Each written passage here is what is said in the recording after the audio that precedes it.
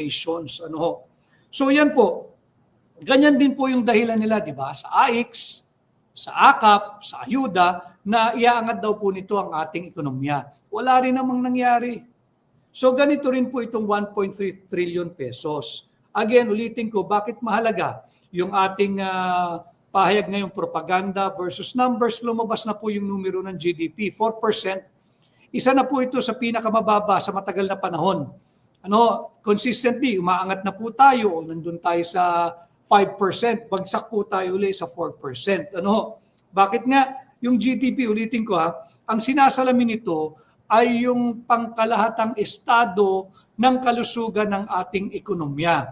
Ibig sabihin, ipinapakita nito gaano kalaki o gaano kalakas ang naging antas ng ating produksyon o production at kung gaano karaming serbisyo ang naitala bunsad ng malakas o mataas na antas ng production o produksyon. Dito bagsak. Bagsak ang production, bagsak din yung services na na-create nito. Kanya tayo 4%. Panay kasi sila propaganda.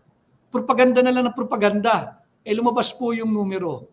Hindi na kaya ng propaganda o proof of propaganda na lang pagka lumabas na po yung numero. Yung propaganda nila, again, nakadepende po sila sa 4Ds. Deny, deflect, discredit, demolish. Yan lang po ang ginagawa nila simula ng matagal na panahon na nilang nanunungkulan dyan. Magtatatlong taon kalahati na po sila, yan pa rin. They will deny that everything is wrong and that we are headed in the wrong direction.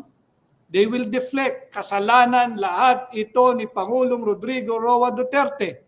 Tanungin ho muna ninyo, sino ba presidente? Si PRD, si Tatay Digong pa rin ba ang presidente?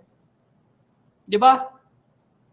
Meron pong napakalaking sakuna, dulot ng baha. Yung delubyo po yan sa Cebu. Nasaan yung ICI?